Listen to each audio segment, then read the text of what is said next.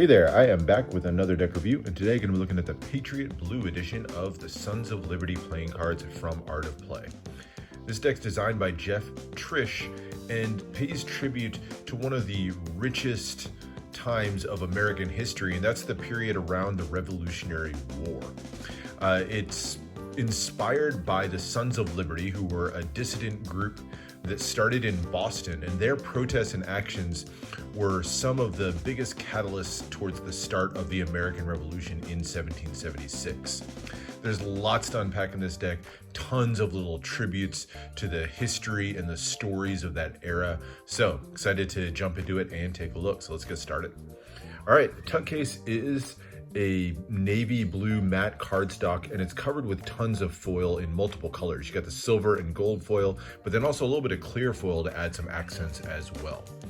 On the front design, you've got the large kind of diamond shaped pattern of the writing here. It says the Sons of Liberty playing cards established 1765. 1765 was the year that the Sons of Liberty as a group were founded in Boston.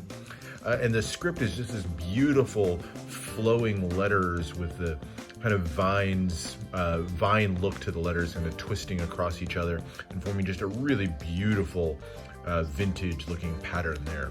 Really love the look of that. And then in gold foil, you've got Made in America at the top, and then 1776, the year of the start of the American Revolution, in Roman numerals at the bottom. In the background, you've got this clear foil design as well, just a very slight embossing, and you can sort of make out the image of the back. You've got this light cracking through the clouds up here, and at the bottom you've got a throne that's sort of been toppled off of its pedestal here, and I'm assuming that that's a reference to King George and how the Sons of Liberty are determined to kind of knock him off his throne or overthrow him there. So very cool background image that's added onto that. Hopefully that shows up on camera as a cool addition to this. On the sides, you've got the banners. On one side says designed by Jeff Trish, and on the other, the D&D Playing Card Company. You have your ad copy on the bottom along with a barcode, and then Sons of Liberty written on the top, but covered up by that postage stamp style seal. The back's going to be a foiled version of the back design of the cards. We'll look at the details in a second, but you can see that beautiful embossing and foiling, and I love how the two colors kind of play off of each other there. Now, a cool addition here is the postage stamp style tax seal. Has a skull and crossbones with void written across the forehead. This is actually a nod to the Anti-Stamp Act protest. The Stamp Act was imposed by the British and was one of the things that required tax stamps to be placed on a lot of different documents, including playing cards at the time. But this was a popular image that was used in protest to the Stamp Act, so this would appear in newspapers and things like that. So very cool historical addition there in the seal. In the inner flap, we've got the gold stars, and then in silver it says "Liberty or Death," reference to Patrick Henry's famous line, "Give me liberty or give me death." And then the inside here, you've got a couple of different images. One side features kind of a lit fuse, and then the other side has snake's head. And the snake's head, I think, is a reference to a famous image from Benjamin Franklin with "join or die," and then that sort of divided up snake there. And just a call to action for the colonies to join together against their British rule. So very cool reference again there. Nothing printed on the interior of the tuck case. You can just see some of that embossing coming through.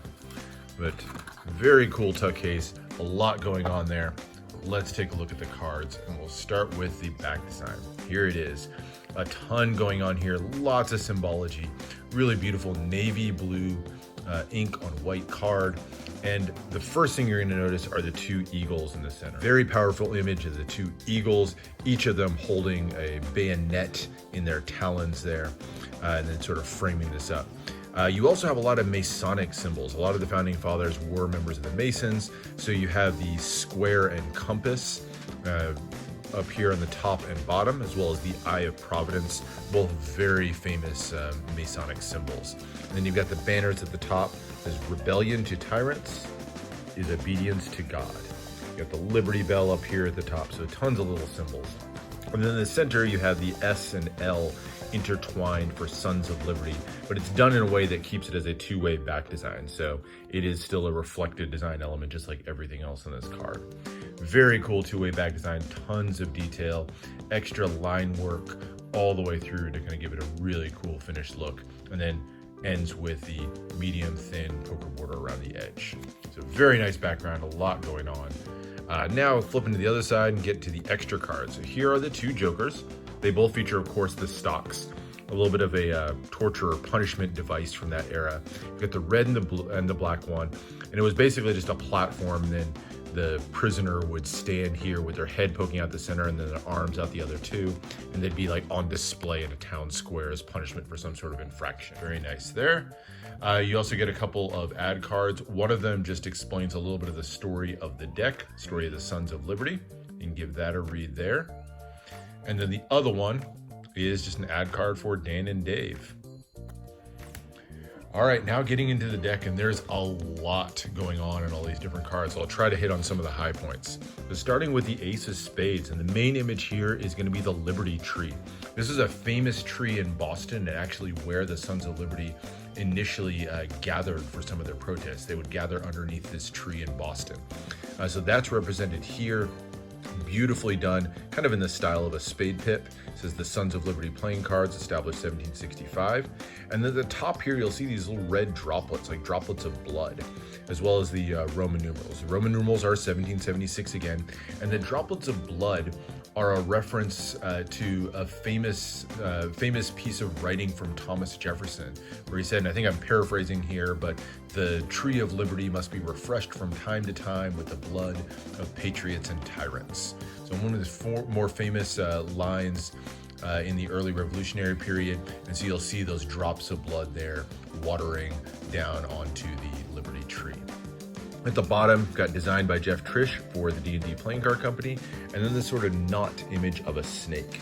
That snake we've already seen once on the tuck case, and we're going to see it repeated a couple other times. It's a little bit of a motif that shows up in this deck.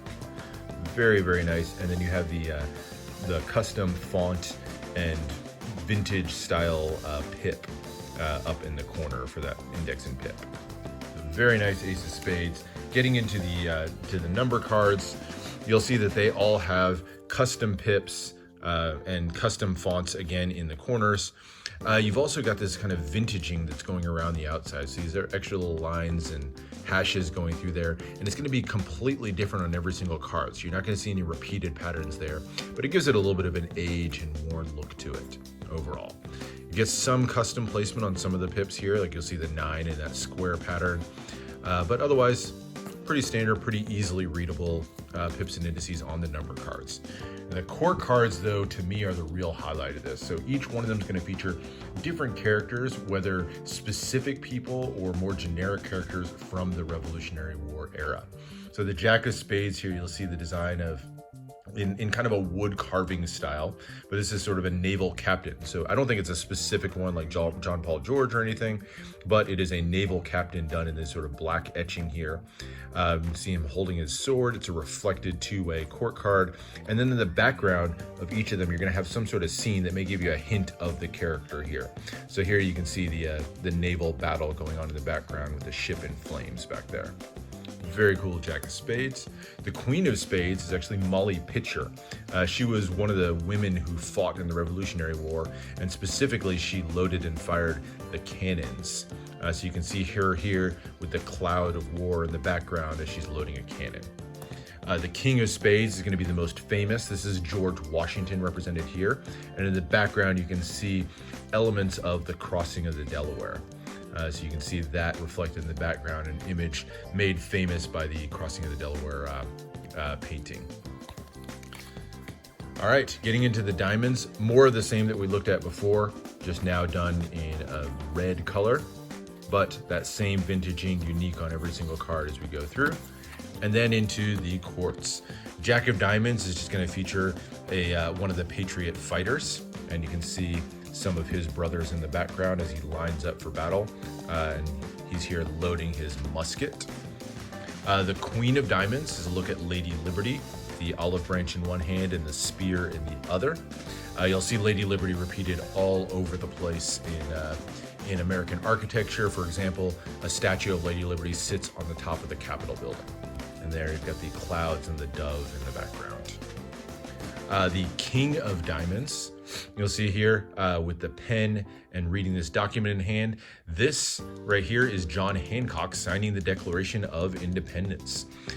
So he's got the pen in hand. He was the most famous signature because he signed it so large on the Declaration of Independence, but you'll see him featured there. Now into the clubs. So here's the King of Clubs.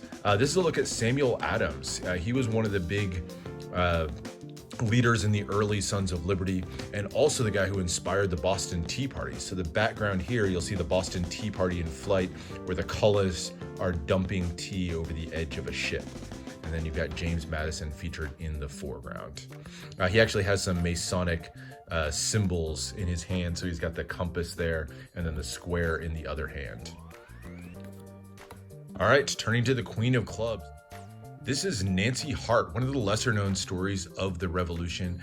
She was a woman who had a bunch of British soldiers come to stay at her house, and she ended up getting them drunk and then shooting them with their own guns. So you can see her there with the British musket in her hands, and then you can see the British soldier there dead on the floor in her house. So pretty cool, one of the lesser known stories of the war there. And then the Jack of Clubs now is going to feature a drummer, so a more generic drummer. These were the guys who would signal troop movements on the field and kind of the chaos of battle. So you can see him along with another drummer in the background and a piper. Here are the club number cards. I love the vintage style of those clubs with that sort of rough, rudimentary design going on with those. And then getting into the court cards on the Hart side. So here's your King of Hearts, featuring Paul Revere on his horse and with his lantern. He, of course, rode through the colonies warning of the approach of the British soldiers. So his famous ride is commemorated here. The Queen of Hearts looks at Betsy Ross. According to legend, she's the one who stitched the first American flag. And so you can see her here hunched over, doing her work with the American flag. Interesting on this one, you've got even the little flower represented in the sort of scroll work of her dress. And that's kind of a classic for a regular deck of cards. You'll see that flower on there. And then the Jack of Hearts looks at a blacksmith. You can see him here pounding out a sword on his anvil with the forge in the background. Here's another little repeat, by the way, of the snake you'll see in the scroll work. A little bit of a snake head coming out there. So another little appearance of that mysterious snake motif. There's the Hart number cards as you go through, and finishing out with the Ace of Hearts. That's it.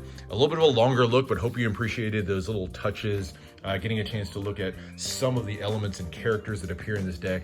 It is just fascinating a deck to look through, and just tons of little details that pop out every time you look through. As far as handling, it's USPCC printed and just beautiful stock from Dan and Dave. They always handle extremely well. Their production just top notch. So no complaints whatsoever. They fan and cut beautifully and smoothly. It's just a really fantastic deck of cards, and definitely one that's both usable and great to appreciate as art. You know, this, because of the handling, you could absolutely use this for cardistry. You can use this for gameplay. It's definitely a very usable deck for that. And then if you want to use this just for Magic or anything like that, it's still going to be a very familiar deck. So absolutely a very functional deck, but then one you can really appreciate for the artwork as well. So that's it. That is the look at the Sons of Liberty playing cards. Hope you enjoyed this one as much as I did. Definitely go pick one of these up if you haven't already. It is absolutely worth it in every way. So hope you enjoyed that. Subscribe for more deck reviews and unboxings. Let me know what else you want to see, and I'll see you for the next one.